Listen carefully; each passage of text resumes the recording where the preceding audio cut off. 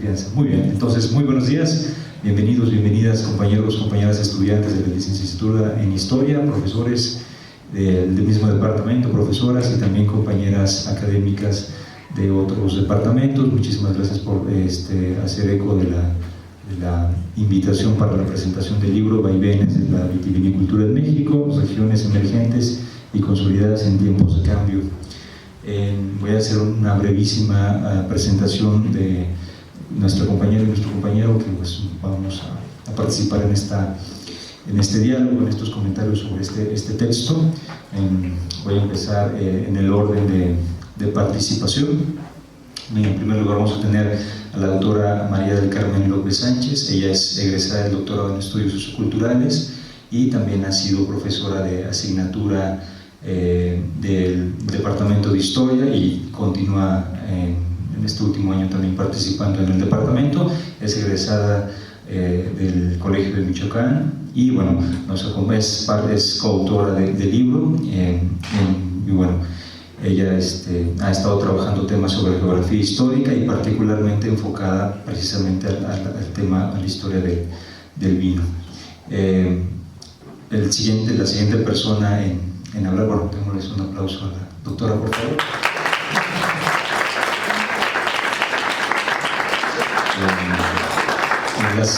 Quien va a tomar el turno después será su servidor, Rodrigo de la O, y bueno, doctor en Historia y pues en este tiempo también jefe del Departamento de Historia y bueno, también interesado en los temas de geografía histórica.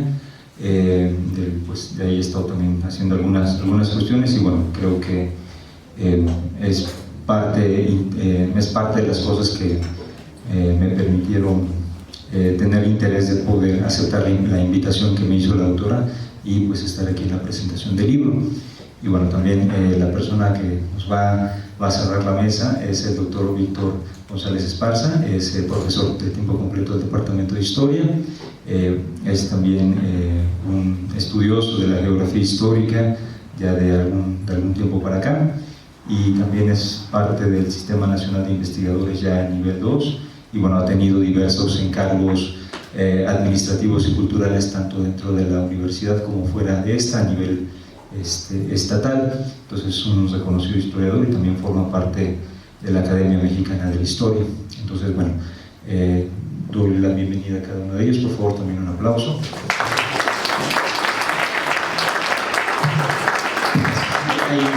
Sí, unimos los dos. Bueno, entonces voy a permitirme dar la palabra a la doctora María del Carmen para que empiece y abra esta presentación. Adelante, doctora. Gracias doctor Rodrigo, tanto por la oportunidad como por este espacio y muchas gracias a todos ustedes por su presencia. Para iniciar solamente unas palabras sobre la actividad vitivinícola en nuestro país. Qué bueno la elaboración de los vinos, el cultivo de la uva, llegada hasta estas tierras que hoy conocemos como República Mexicana, de la mano, por así decirlo, de los españoles, y que a pesar de tener esa presencia tan prolongada, ha tenido un poco desempeño o un poco significado si pensamos en una población total en nuestro país y un gusto a lo mejor por el consumo del vino no muy consolidado. No podemos hablar de una cultura del vino en nuestro país como sí lo hay en otros países de América, no solamente europeos, sino por ejemplo en Sudamérica, dada el proceso de formación de la población diferente allá en el sur de América que en nuestro país.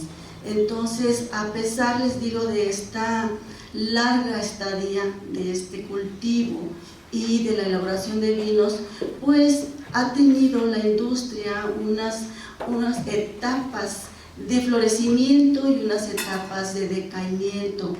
De la mano de la conquista espiritual y de la conquista material, este cultivo se fue expandiendo y llegando hasta el norte, en donde realmente ahí sí tuvo mayor arraigo, digamos, no, sí, también sin presentar algunas vicisitudes. Precisamente en base a estos cambios, a estas etapas de apogeo y de decaimiento en la actividad vitivinícola, es que surge el nombre, el título de este libro, Vaivenes de la vitivinicultura, porque un grupo de investigadores interesados en este tema, pues nos dimos cuenta, ¿verdad?, de cómo ha ido moviéndose esta actividad, y bueno, sí ha ido y venido, así en todo nuestro país. Algunas regiones se han consolidado un poco más, algunas de pronto tienen la actividad y después la abandonan y la vuelven a retomar. Un caso importante es el nuestro, ¿verdad?, en Aguascalientes, que va y viene, tiene unas etapas así de que se da un auge, como por ejemplo en la segunda mitad del siglo XX, y después viene un decaimiento y ahora se está empezando a impulsar nuevamente. Entonces, debido a ese comportamiento es que se eligió el título de este libro. Ahora bien, el proyecto que impulsó el poder tener ahora esta obra ya aquí impresa, que se las podemos ofrecer, se las podemos presentar, pues es de largo aliento, les podría decir. Ya tiene un largo rato que se pensó, que se concibió este proyecto. Y al igual que estos vaivenes de la vitivinicultura, también el proyecto tuvo sus vaivenes y tuvo sus momentos de decaimiento y que parecía que ya lo abandonábamos y después lo volvíamos a retomar. La perseverancia a mí me parece que es el principal apoyo que al final nos llevó a tener ya en forma práctica este libro. Quiero decirles que en parte, o sea, sobre todo el primer capítulo de este libro que yo tuve la oportunidad de escribir, se inspiró desde mis inicios aquí en Aguascalientes, cuando yo cursé la licenciatura, y que necesitaba como un tema, algo en lo que estudiar y que me ayudara a sentirme cercana a una ciudad de la que yo era completamente ajena, que no conocía su historia, no conocía a sus personas, y yo necesitaba algo que me hiciera acercarme a ese conocimiento. Y precisamente gracias a la sugerencia y al apoyo del doctor Luciano, que se encuentra aquí presente, quien fue el que me sugirió: ¿por qué no estudias la vitivinicultura? Es un tema que poco se conoce, poco se ha tratado, a pesar de la importancia económica que ha tenido. Y fue así como que de pronto dije, sí, o sea, como que me inspiró y empecé a buscar, empecé a indagar en todo eso. Y bueno, la tesina de la licenciatura, que fue asesorada por el doctor Luciano, trata de esto. Lo continué y lo llevé al Colegio de Michoacán en el proyecto de investigación de la maestría. Y aquí también debo decir que el doctor Alfredo, también aquí presente, fue el que me dijo: Carmen, está abierta la convocatoria para geografía humana en el colegio, ¿por qué no vas? Tú tienes formación de geógrafa. Y ahí voy para allá, también siguiendo su indicación. Llevar este proyecto allá, digamos que fue novedoso para el Centro de Estudios de Geografía Humana, tratando yo de reunir mis dos amores académicos, que son la historia y la geografía. Le seguí dando impulso, y la novedad, digamos, de ese proyecto de la vitivinicultura, que no es tan estudiada, y de la manera, la perspectiva de tratar de unir, ¿verdad?, las visiones de estas dos ciencias, pues llamó la atención allá por lo novedoso, yo creo.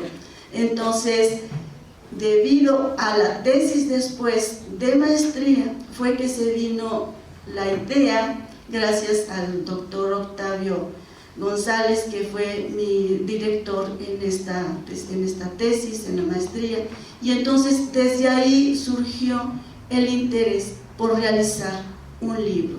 Y como también el doctor Luciano fue el lector de esta tesis, pues bueno, ¿verdad? Él fue el primero que se incorporó, digamos, también a esta idea, pero de ahí nosotros como que todavía, ya siendo los tres, ¿verdad?, con esta idea, como que no encontrábamos muy bien por dónde ir, y resulta que por otro lado, allá en el norte de nuestra república, otras dos investigadoras, la doctora Norma y la doctora Ileana, también estaban buscando con quién reunirse para tener más fuerza en su proyecto también de realizar un libro que hablara de la vitivinicultura en nuestro país. Así que por mediación, ustedes saben que siempre hay alguien que conoce a alguien, ¿verdad? Y entonces así fue como nos fuimos, digamos, conectando, relacionando. Digamos que hay una maestra en el Colegio de Michoacán, en el Centro de Estudios Históricos, que es hermana de la doctora Ileana, así que por ahí es que se dio también la conexión, y después gracias a un directivo del Colegio de la Frontera fue que también nos conectamos ya con la doctora Norma. Y pues bueno, así pues con investigadores del Colegio de la Frontera Norte, con la doctora Ileana como investigadora muy reconocida de la Universidad de Baja California, es que empezamos a platicar, ¿verdad? Y empezamos a reunirnos y hacer todo esto. Y bueno, tuve la fortuna de más que me brindaran su confianza a este grupo para ser yo el punto de enlace, ¿verdad?, entre el grupo que estaba organizando este proyecto y los autores. Así que nos dimos a la tarea, ¿verdad?, de buscar quiénes estudian, quiénes son los que se han dedicado a hacer estudios de vitivinicultura en el país. Y bueno, ya saben ustedes, el internet por un lado, y por otro, como ya les digo, quién conoce a quién. Y entonces hicimos una lista de todos los posibles candidatos, y a todos ellos les enviamos una invitación personalizada, ya con un proyecto que fuimos elaborando. Como ustedes saben, los proyectos pueden ser unos, ¿verdad?, tener un rostro al principio, y después con el paso del tiempo y según las necesidades va sufriendo cambios. Así que el proyecto que nosotros hicimos, o sea, como un programa de todo lo que iba a poder incorporarse en ese libro, pues bueno, después fue cambiando, y hasta que llegamos a concebirlo de esta manera. Nos tomó por sorpresa la pandemia. Algunos de los investigadores que estaban interesados en participar pues se vieron fuertemente afectados y ya no pudieron continuar, pero quienes sí pudieron, ¿verdad?, entonces continuaron, y a pesar de que de pronto no nos veíamos o no nos escribíamos, y de pronto otra vez, y así ir y venir, muchas vicisitudes, pero como les digo, esta perseverancia, este ánimo de poder hacer algo, hizo que tanto las doctoras en el norte, que tenían su idea, como nosotros acá en el centro y Bajío, teníamos esta inquietud, pues seguimos hasta que logramos conformar ya todo el libro, llevarlo a la cuestión de quiénes los dictaminadores y de cómo se iba a publicar, en fin, una serie de circunstancias, una serie de acontecimientos que tiene uno que ir como salvando, ¿verdad?, salvando para poder ir solucionando y que esto pueda permanecer. Así entonces es como la historia de la elaboración del libro, pues prácticamente tiene, ¿qué les diré?, casi 10 años. Entonces, realmente es una obra en la que se ha puesto mucho empeño, en la que ha habido mucho cariño, diría yo también, tanto del grupo que nos conformamos como editores, como de los autores que respondieron a nuestra invitación y que estuvieron siempre pendientes, ¿verdad? Y que cada vez que acordábamos algo o alguna indicación y que yo me daba la tarea de comunicarme con ellos, me respondían perfectamente. O sea, le agradezco muchísimo, por ejemplo, al doctor Wong, a la doctora Carmen, tanto Celaya, la doctora Diana Celaya, perdón, y así hay diferentes autores que siempre estuvieron pendientes y que siempre respondieron para cuando nosotros teníamos algo que comunicarles. Y pues bueno, así es como se logró, y llegar hasta la impresión, que siempre quién iba a elaborarlo, que sí, que si no. Y pues bueno, el Colegio de Michoacán y esta institución, ¿verdad?, es nuestra Universidad Autónoma de Aguascalientes, tuvieron a bien apoyarnos y se imprimió en el Colegio de Michoacán. No sé, todavía no tengo certeza de cuándo podría estar ya aquí disponible en la librería. La última noticia que tuve es que ya venían en camino, ¿verdad?, que ya estaban por llegar acá a la librería. Espero que en un corto plazo ya estén aquí y que ustedes nos hagan favor de conocerlo, de acercarse, de leerlo y de también en ese momento de acercarse y de leerlo también se sensibilicen un poco hacia este tema que ha tratado en el libro de dar un panorama general de diferentes ámbitos, desde diferentes ámbitos y de estudio y desde diferentes lugares.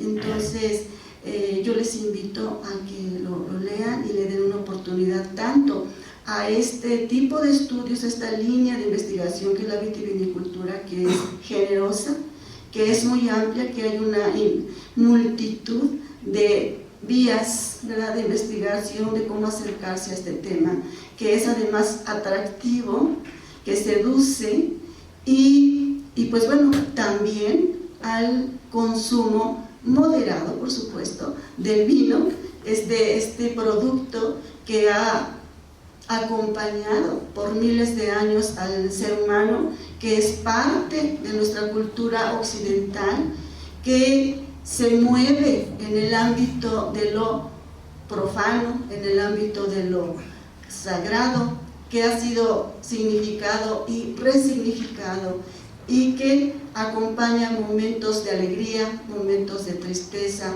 momentos de festejo o simplemente momentos en los que convive uno y a lo mejor degusta una buena comida acompañada de un buen vino en un momento especial. Así que yo les invito a que le den una oportunidad a la lectura y al vino.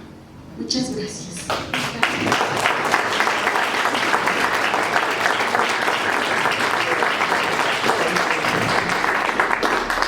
Agradecemos la participación de la doctora María del Carmen López Sánchez. Como bien ha comentado, pues ha sido una de las participantes y unos de los pilares de la conformación del libro. Entonces voy a tomar la palabra en función del orden de participación. Entonces, bueno, voy a iniciar indicando el agradecimiento a la doctora María del Carmen López Sánchez por la invitación y el obsequio del ejemplar.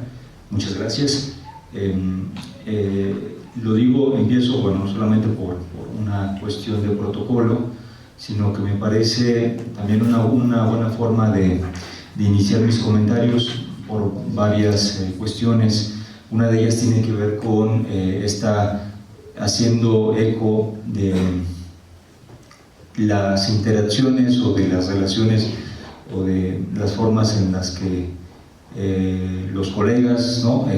Nos vamos contactando, interactuando, relacionando, compartiendo información y demás, y justo una de estas dimensiones o cuestiones tiene que ver con la oportunidad de presentar o de enseñarnos material novedoso, ¿no? Y que en este caso me parece bastante sugerente el ejercicio y bastante interesante como para poder replantear algunas de las ideas que tienen que ver con la propia historia en términos muy amplios, ¿no? Y de su papel y de cómo sigue siendo aparentemente el hecho de decir que sigue siendo vigente o que tiene toda una serie de responsabilidades y funciones, no solo se queda en el discurso, sino creo que los trabajos de investigación también son un escenario para manifestar esta dimensión de la historia, ¿no? Y todo esto lo digo precisamente a partir de esta invitación y de este obsequio, en tanto que libro, para motivar estar aquí, ¿no? Lo cual agradezco, doctora, de nueva cuenta. Bien, efectivamente, el texto que nos convoca el día de hoy es un texto que podríamos decir que parte efectivamente del interés por el vino, la vitivinicultura y este universo. Pero lo interesante no solamente es señalar este punto, ¿no? Este otro punto de partida quizás, sino que en el fondo me parece que una primera lectura es que puede llegar a un elemento que en primera instancia pudiera parecer común, es el asunto de la perspectiva de las ciencias sociales sobre el mundo en el que nos toca vivir, es decir, de considerar ese mundo o ese entorno como un mundo complejo. Esto, insisto, puede parecer solo un punto de partida, incluso hasta una justificación ya bastante común y habitual. Sin embargo, este elemento no se queda ahí, esta idea no se queda en ese nivel, sino que es una invitación para profundizar, y es ahí donde me parece que está uno de los grandes aportes del texto. Porque no solamente se trata de decir que el mundo es complejo, que la realidad histórica es compleja, es decir, bueno, el vino y la vitivinicultura están conectados, están interconectados, pero una perspectiva somera pudiera indicar, bueno, es que qué cosa no está conectada, ¿no? El tema no es solamente decir eso, sino la forma en la que se está planteando precisamente el recorrido para mostrar la complejidad de la vitivinicultura en México. Entonces me parece que esa es una cuestión que hay que considerar de fondo de este trabajo colectivo. Y en efecto, lo que vamos a tener frente a nuestros ojos cuando tengan la oportunidad de revisar, leer este texto, es una serie de conexiones, relaciones entre diferentes dinámicas, tanto sociales, culturales, políticas, económicas y, por supuesto, ambientales, ¿no? Esto es muy interesante porque pudiera también parecer algo muy superficial, pero no, porque lo que estamos observando es cómo cada elemento tiene su propio peso, cómo se está articulando en función de las preguntas que tienen las y los autores, y esto nos permite entender el tejido de la historia o la confección no solamente de una pregunta de investigación, sino también de su desarrollo y propiamente de su exposición a través de la escritura. Entonces eso me parece que es fundamental. Es decir, el libro en sus 233 páginas, desde la portada hasta la última, hasta 234 con el colofón, nos va a permitir tener este recorrido, ¿no? De hecho, es un ámbito específico, pero que tiene miradas multidisciplinarias, y no solamente es que un capítulo está hablando solo de historia y otro está hablando sobre medio ambiente y antropología, o basándose en trabajos, en proyectos de impacto social o en una reflexión sobre el medio ambiente y el territorio, no, sino que los capítulos han procurado en mayor o menor medida tomar diferentes elementos que son necesarios para responder las preguntas que se plantean, y estos elementos son multidisciplinarios. Entonces está muy interesante, porque me parece que es una de las características de la forma de hacer historia en el mundo contemporáneo o en el siglo XXI a estas alturas, ¿no? Entonces, bueno, a mí me parece muy sugerente. En efecto, vamos a encontrar disciplinas como la historia, la economía, la antropología, incluso hay textos que están más enfocados hacia la cuestión de la ingeniería específica, de alimentos, digámoslo así, o relacionada a la producción de vinos y todas las características que están influyendo ahí, descripciones geográficas de los entornos ambientales y entre otras cuestiones que voy a estar mencionando. La estructura del libro básicamente cumple 3 aspectos, lo cual me parece también un acierto de la organización, porque otro de los retos es, bueno, si estamos tratando de plantear una perspectiva que involucre diferentes disciplinas, ¿no? Que trate de ser una cuestión que atienda de manera compleja también esa complejidad, esa realidad compleja, pues me parece que la organización es muy interesante. De hecho, son 3 apartados, les digo. Uno tiene que ver con el pasado, otro con el presente y otro con el futuro. Y esta cuestión está sumamente, al menos para mí, cuando empecé a leer el libro en su momento, me pareció bastante atractiva y fue un motivo como para llevar la lectura con mucho más motivación o interés, ¿no? Esto es apreciable desde el índice, ¿no? Y en efecto, en el pasado evidentemente vamos a encontrar textos que tienen que ver con el trabajo de la historia, ¿no? Ahí encontramos 4 capítulos que básicamente están enfocados hacia la historia cultural, lo cual también es muy interesante porque no es solamente una historia económica per se de la producción vitivinícola, etcétera, sino que está entremezclando estos elementos, pero el eje o la cuestión central es la dimensión cultural, es decir, de qué ha significado el vino, cómo ha impactado, qué han hecho los sectores sociales respecto al vino, qué imágenes se han producido, cómo han entrado en crisis, en fin, ¿no? Entonces, por ejemplo, de aquí voy a leer relativamente, en este caso, algunos títulos, ¿no?, del apartado. Esta primera parte inicia, ¿no?, con un capítulo que se llama La fiesta de la vendimia, producto social y contenidos rural de la doctora María del Carmen López Sánchez. Y en efecto, aquí lo interesante es esa cuestión del festejo alrededor de la uva, ¿no?, y de cómo se organiza y de cómo hay una serie de significados que, insisto, no solo se limitan al tema netamente económico o de explotación de los recursos, etcétera, ¿no?, sino que va planteando esa cuestión de la fiesta, de la celebración, y que efectivamente está vinculada y es parte de la producción histórica o sociocultural del vino, ¿no? Inmediatamente tenemos el capítulo que se llama Posibles factores de la crisis vitivinícola en Aguascalientes, 1978-1986, del doctor Luciano Ramírez Hurtado, que aquí está también presente. El capítulo sigue siendo de historia cultural. Me parece que lo es en la medida en que justo atiende y resalta una de las palabras que me parecen centrales en el capítulo, el asunto de la crisis, ¿no? Cómo se explica una crisis, y que no solamente es una crisis estructural, ¿no? Si hay cambios económicos y políticos y toda otra serie de cuestiones, pero en mi particular lectura me parece que a través de la palabra crisis se puede dar cuenta de cómo se observa la finalización, o al menos el rezago o el agotamiento de un proceso económico, de una etapa económica para el estado de Aguascalientes, y no solamente para el estado de Aguascalientes, sino también a nivel nacional. Y aunque, insisto, me parece también interesante en tanto que historia cultural, porque no es solamente los datos duros, sino también es las perspectivas de cómo se estuvo planteando esta crisis, ¿no?, y explicar cómo y por qué y sus impactos. Entonces, ambos muestran este contraste y remiten a esta cuestión compleja, ¿no? Luego también tenemos los capítulos de crisis, que es la estructura del sector vitivinícola en la Baja California, ¿no?, al inicio del milenio en el cual estamos ahora presentes, ¿no? Pero también otro capítulo viene de Memorias de la Vitivinicultura, Notas para el Patrimonio Biocultural de Coahuila y Baja California. Entonces, aquí, insisto, me parece que las apuestas de esta primera parte están ordenadas o planteadas sobre todo del impacto del vino, de las uvas en el mundo social. Y aunque efectivamente la cuestión de una cultura generalizada nacional del vino en estas alturas del partido probablemente no es muy visible, o de hecho lo sentencian desde la introducción, sin embargo creo que eso no limita o no deja de ser algo que es parte del contexto en el cual se desarrolla esto, pero también evidencia el peso de esta industria, el peso de los sectores que están involucrados ahí desde una perspectiva histórica. Y por ejemplo aquí mencionaré que aparece por supuesto el tema del agua, ¿no? El tema del agua en el primer capítulo de esta tercera parte, ¿no?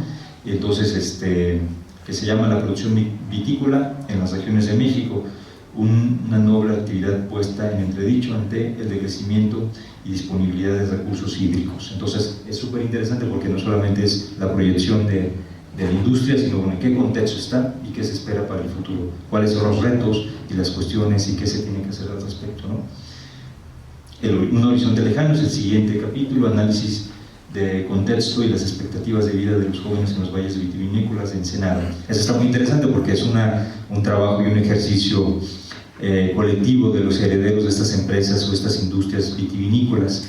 Entonces, bueno, ya hay algunas generaciones previas que han estado desarrollando este producto, ¿no? Entonces, ¿qué va a pasar con los herederos al día de hoy, ¿no? Entonces, eso es darle la voz a esta parte de la generación, y me parece un ejercicio muy interesante porque es un trabajo que entremezcla la memoria histórica, las relaciones de familia, el asunto de las empresas, ¿no? También me parece que es interesante porque darle la voz a este sector que va a heredar esta industria es un ejercicio que precisamente apunta hacia el futuro, cuáles son las perspectivas de estos personajes, y por lo tanto sería también o implicaría también las perspectivas o las situaciones en las cuales estaría una parte de la industria del vino en México, ¿no? Y finalmente, el último capítulo se llama Futuro inquietante del Valle de Guadalupe, ¿no? Construcción de un futuro alternativo, ¿no? Entonces, también involucra una serie de elementos que tienen que ver con el agua y los recursos y el medio ambiente. Y aquí esta tercera parte, en mi particular lectura, me parece que vuelve a nutrir el papel de la historia, porque, y ya lo decía hace un momento, ¿no? La memoria histórica o la de quienes estuvieron en entornos familiares vinculados a esta producción, pero no solamente es el qué va a pasar a futuro, porque para plantear cosas para futuro están haciendo un diagnóstico de ese presente que tienen y de lo que hubo anteriormente, no solamente en términos prácticos y términos netamente económicos, sino que también puede haber ahí una cuestión sociocultural. Ya para ir cerrando mi intervención, alguna serie de reflexiones que me está dejando este trabajo. Como lo he tratado de expresar en esta intervención, la historia no solamente sirve para presentar procesos aparentemente del pasado y que no tienen nada que ver con lo que estamos viviendo, sino todo lo contrario. Este libro es un ejemplo de cómo, y también por supuesto la pluma de las autoras y autores, es un ejemplo de cómo hay una constante e innegable participación en la historia para explicar el presente y también para proyectar los escenarios del futuro, ¿no? No solamente se trata de la frase de vamos a aprender de la historia o maestra de la vida, etc. Eso puede ser una primera entrada general si quieren. Más bien es poner entre signos de interrogación esta sentencia y decir, a ver, cómo la historia nos ayuda específicamente a comprender un presente específico, articulado en diferentes escalas y situado en un contexto contemporáneo, ¿no? Nos ayuda a entender las constantes, los cambios y los retos a futuro, ¿no? Entonces creo que en este sentido, referir a la historia es sustancial para poder entender qué estamos haciendo ahora en nuestro ineludible paso del hombre en este planeta, y sobre todo participa en el pensar compleja y multidisciplinariamente lo que nos está tocando afrontar y vivir. De parte mía es todo, y bueno, gracias.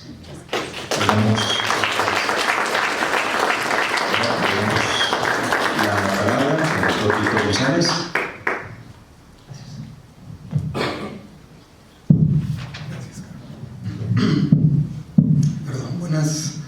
Buenos días nuevamente. Muchas gracias por su presencia acá. Creo que ya se ha comentado, es un libro, me parece importante también para reflexionar desde luego sobre la vitivinicultura en general, pero también sobre la manera en que cierto tipo de agroindustrias, sobre todo a partir de la segunda mitad ya del siglo XX, se han ido conformando tanto en el país, incluso, ¿verdad?, con algunas también reflexiones un poco más allá. Gracias, Carmen, por la invitación, también por el libro, porque bueno, sí es un libro que me parece que sí hay que considerar, y ahorita voy a tratar también de decir por qué la importancia, ¿no?, de ello. Primero, pues que se trata de un trabajo en equipo. Son 9 ensayos, artículos, pero participan 32 autores y autoras.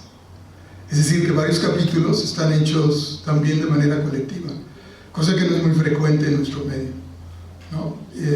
Quizá tiene que ver con la metodología que también están utilizando, sobre todo autoras de los últimos libros, de los ensayos que mencionaba ya Rodrigo, pero me parece que sí es excepcional en esa parte, porque siempre los trabajos en equipo,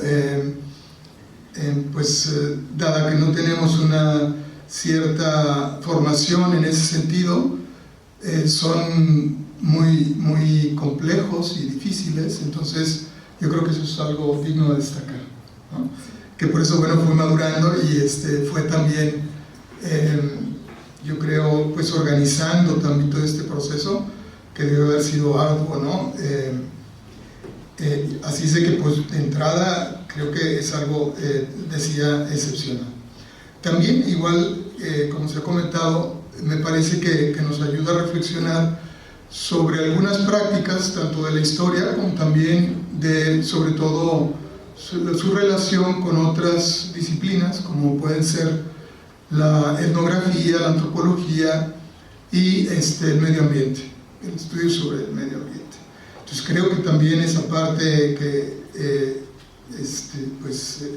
es muy rica en perspectivas y metodologías, que voy a mencionar algunas, pues también lo hace en un libro diferente, ¿no? Porque no solamente es estrictamente histórico, sino que ya está preguntándose también con, digamos, el uso de otras metodologías que no son muy frecuentes dentro de la historia, pero que me parece que sí contribuyen a esclarecer algunos de los puntos.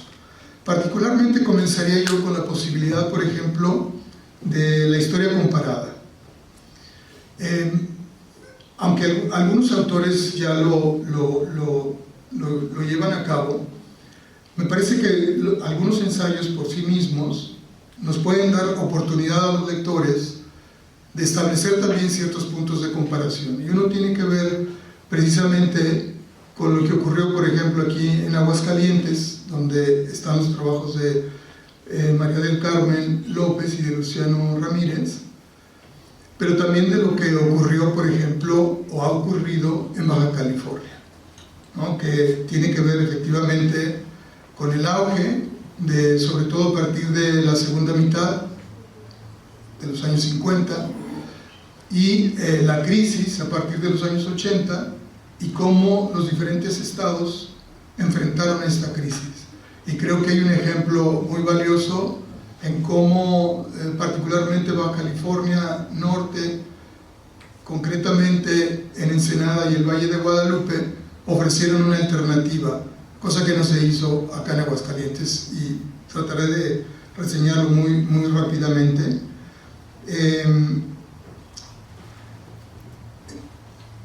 Me gusta citar en términos de la historia comparada un ensayo, pues ya hace un siglo prácticamente, de Marc Bloch, que se llama precisamente la historia comparada para la historia. Y desde entonces Marc Bloch decía que los historiadores poco hacemos uso de la comparación, porque pensamos todavía en una suerte de historicismo, que cada cosa es única e irrepetible. Me parece que eso ha sido un error metodológico, historiográfico, porque no nos ayuda a comprender precisamente la complejidad de la que aquí se comentaba, ¿no? Y por ello creo que este tipo de ejercicios nos permiten entablar, pues, una reflexión más amplia en términos comparativos. Ciertamente no hay, digamos, unas unidades de comparación que permeen, ¿verdad?, todos los ensayos, porque cada uno va a generar su propia, digamos, red de indicaciones, de indicadores y de propuestas, pero aún así me parece que es posible que a través de estos ejemplos y de las preguntas de cómo fue que se dio finalmente la crisis, como es el ensayo de Luciano, ¿verdad?, en Aguascalientes, pero se complementa muy claramente con el siguiente ensayo de Diana Celaya, que ella habla de cómo después de la crisis se reestructuró precisamente toda la vitivinícola y particularmente la uva para el vino en el caso de Baja California. Entonces, en ese diálogo me parece que hay enseñanzas importantes que nos deja precisamente el análisis histórico. Comenta Luciano, por ejemplo, que hay en Aguascalientes, bueno, después de darse el auge a partir de los años 50 y terminar prácticamente a principios de los años 80, donde ya se da el máximo de hectáreas, digamos, dedicadas a la vitivinicultura, que son cerca de 12.000 hectáreas en Aguascalientes, cosa que era altísimo, porque estamos hablando digamos, de cerca de 50, depende, 60.000 hectáreas en todo el país. Entonces Aguascalientes por lo menos una quinta parte tenía de la producción. Menciona bien Luciano pues, que hay varias condiciones que tienen que ver precisamente con las plagas, con el secado de los pozos, o sea, el problema hídrico, que luego voy a también hablar más de ello, y también con los inicios de lo que podría ser el proceso de globalización, que fue concretamente todos los trabajos que se empezaron a realizar para que México ingresara al GATT, que era precisamente lo que ahora está en boga, ver la liberación de los aranceles. Digo, ahora está en contra, ¿verdad?, de toda esa idea, pero justamente la liberación de aranceles comenzó en los años 80, ¿no?, que es el orden internacional que se generó en esos años, y que ahora el Trump está justamente cuestionando a partir de imponer nuevamente aranceles. Bueno, esos inicios que luego también terminaron en el primer Tratado de Libre Comercio ya en 94, lo que provocó, en el caso de México en general y de Aguascalientes en particular, fue una de las grandes crisis, porque se empezaron a importar mostos mucho más baratos de otros países, de tal manera que incluso pues todavía lo vemos en el mercado. Hay vinos mucho más baratos a nivel internacional que los que se producen incluso en Aguascalientes, cosa que sigue siendo uno de los temas fundamentales para explorar, ¿verdad?, por qué nuestros costos de producción son tan altísimos y no hemos podido también, pero bueno, ahorita lo trataremos de ver. Enseguida viene el trabajo de Diana Celaya, les decía, y hace un buen análisis de cómo se dio la reestructuración en el caso de Baja California, que es muy, muy atractiva. Esa reestructuración se dio, a final de cuentas, con el apoyo a los productores. Hay que recordar que el modelo de producción agroindustrial que se utilizó en Aguascalientes fue prácticamente de unas pocas compañías muy altamente concentradas, que eran las que invertían en el campo, incluso hubo años en que se compraba anticipadamente la producción. Estamos hablando de las compañías generadas por Nazario Ortiz Garza, que había sido el secretario de Agricultura a nivel federal, y que él había visto la oportunidad de que en Aguascalientes, teniendo el primer distrito de riego, no se había explotado suficientemente ese tipo de recursos, y entonces pues él vio muy bien la oportunidad y por eso llevó a cabo la inversión que hizo acá en Aguascalientes con algunos de sus amigos, incluido gobernadores. Por eso algunos historiadores, incluso sociólogos, etcétera, le llaman que es una suerte como de capitalismo de cuates, ¿no? Que eso, pues, desgraciadamente ha sido una de las tradiciones más, yo creo que en sí mismo han impedido precisamente un desarrollo más amplio del capitalismo, que tiene que ver con la competencia, ¿no? es decir, se crean pequeños oligopolios o grandes oligopolios más bien, y utilizan a una gran cantidad de productores.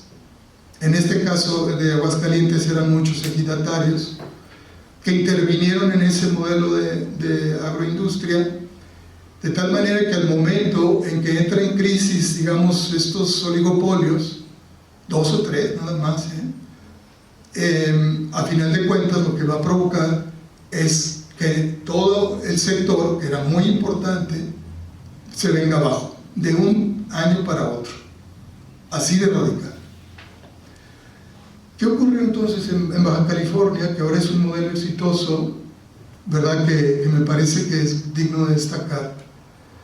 Que apostaron en esa crisis de los años 80 y sobre todo también ya en los 90 para apoyar a los productores directamente, no a los que acaparaban la uva, ¿sí?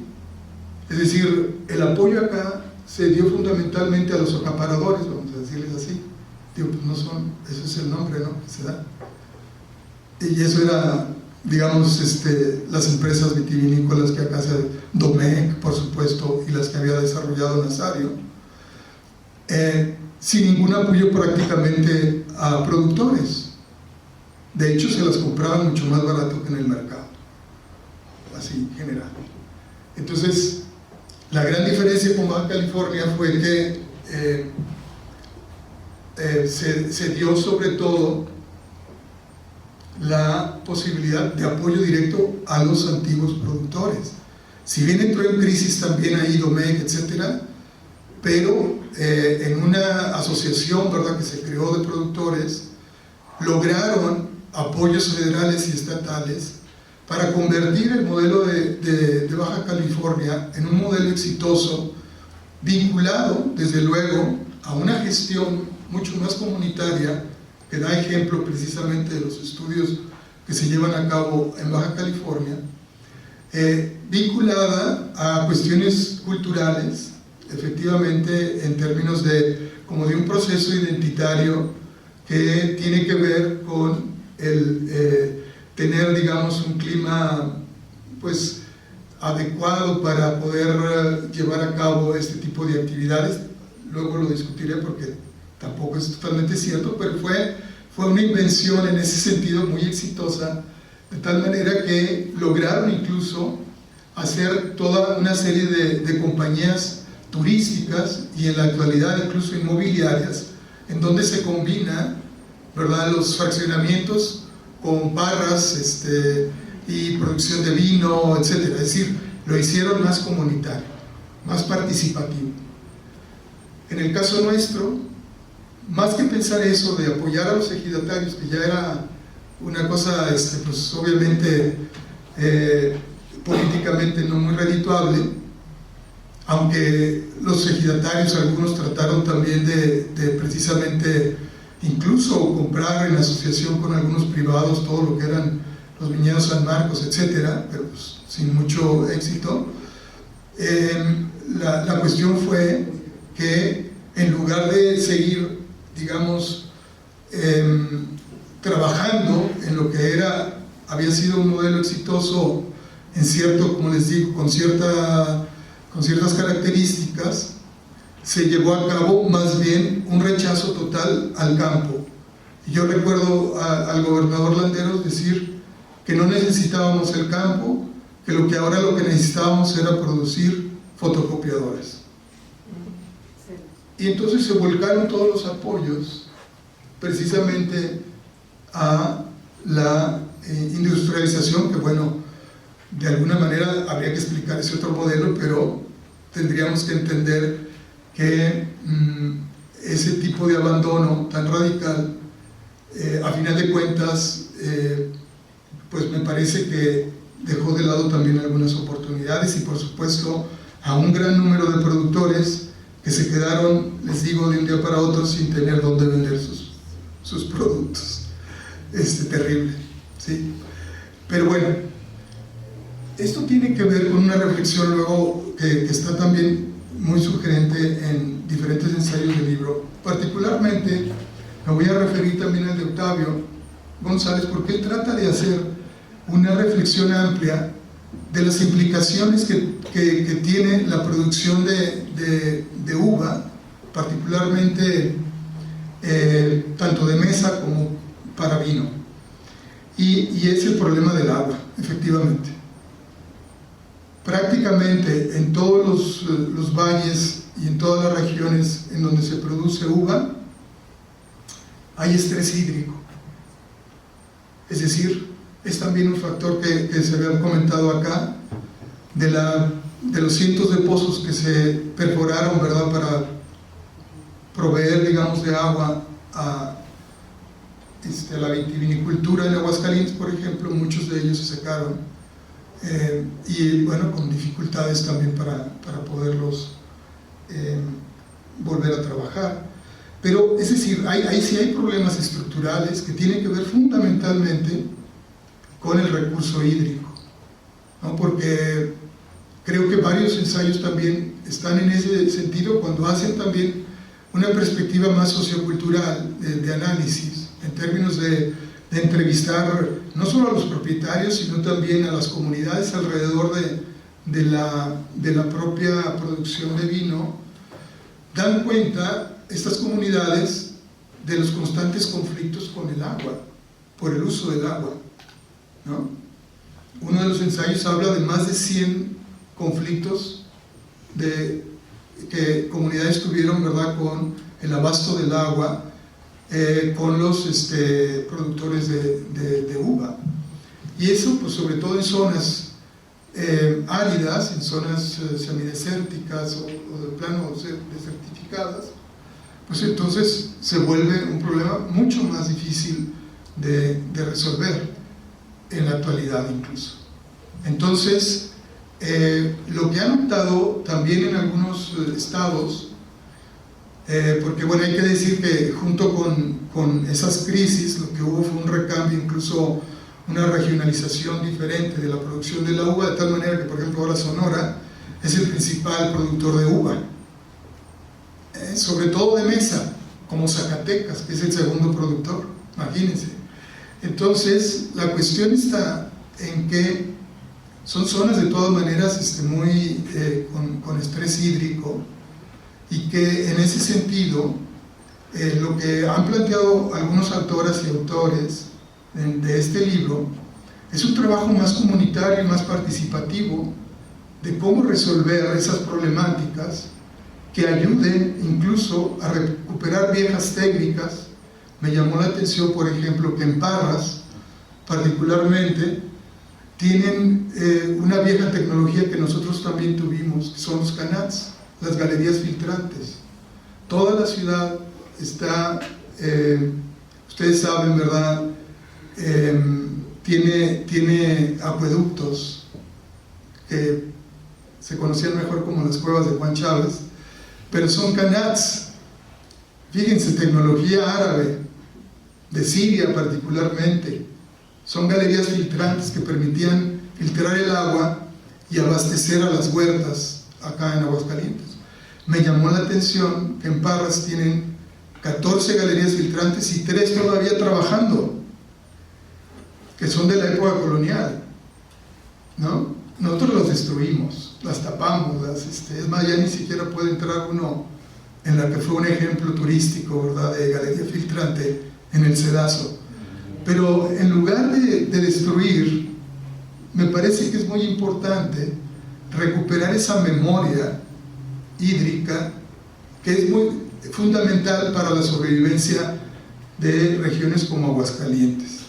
Y ahí entra entonces también la historia medioambiental, que algunas autoras y autores les llaman más bien socio-medioambiental o socioambiental, porque incluye cómo se puede llevar a cabo no solo la manera en que se ha imaginado el paisaje histórico, ¿verdad?, que entra en un concepto también muy atractivo de patrimonio biocultural, sino también en términos de cómo se hacen una serie de prácticas y técnicas de incorporación y gestión de la comunidad para resolver este problema estructural que es el agua, fundamentalmente.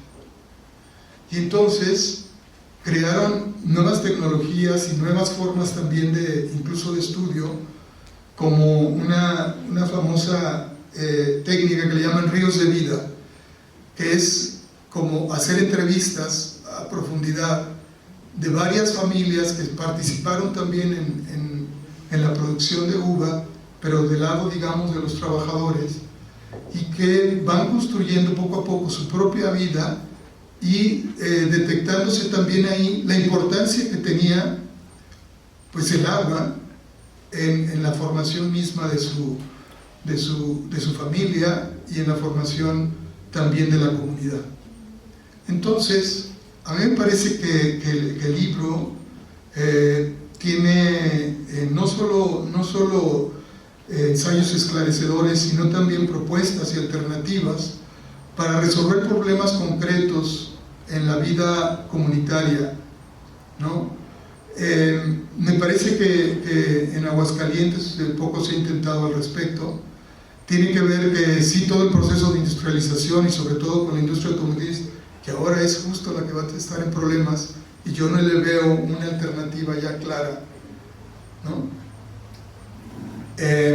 Y que pronto, por supuesto, ese modelo está también en crisis. Todos los días escuchamos que si Nissan se queda, se va, o que ya está relocalizándose, en fin. Pero va a llegar un momento en que claramente ya está en crisis, pero va a llegar un momento en que no hay, digamos, una alternativa clara.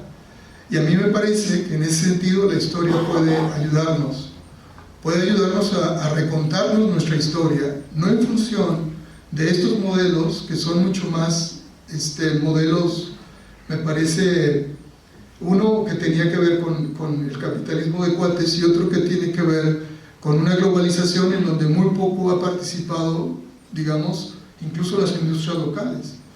Es un sector totalmente alejado de lo que ha sido bien a bien la conformación social e incluso económica del Estado.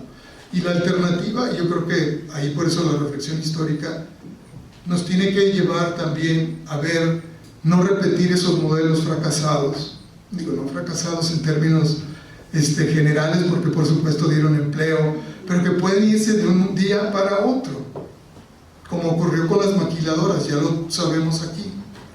Entonces, me parece que este tipo de historias, se nos acabó, ya me quieren silenciar, no.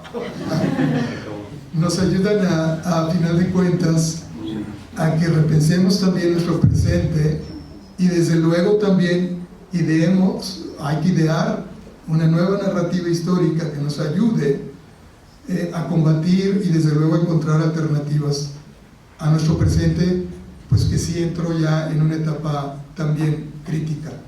Lo menciono porque hay varios indicadores también de que este modelo automotriz ha generado ya también problemáticas.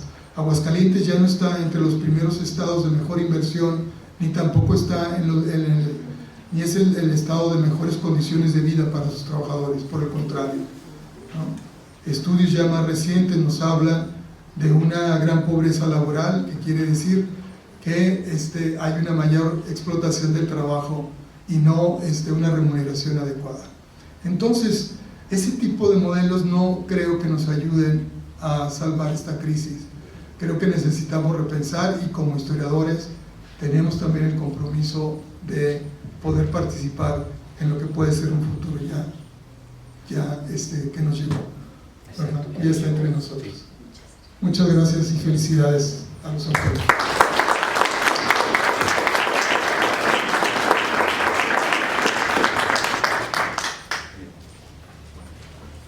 Muy bien, muchísimas gracias, doctor. Muchas gracias, doctora, por sus palabras, comentarios. Agradezco la presencia de los estudiantes, de las estudiantes, de los profesores y profesoras del departamento y también del público invitado a esta presentación. Efectivamente, agradecimiento tanto a la doctora María del Carmen López Sánchez, al doctor Víctor González Esparza por sus comentarios y palabras, y creo que espero que esta presentación y esto que hemos comentado sea motivo suficiente para echar literalmente no solamente una mirada, sino también una lectura detallada y a fondo del libro. Y bueno, les agradezco mucho su presencia y bueno, nos estamos viendo en los próximos eventos del departamento y del centro.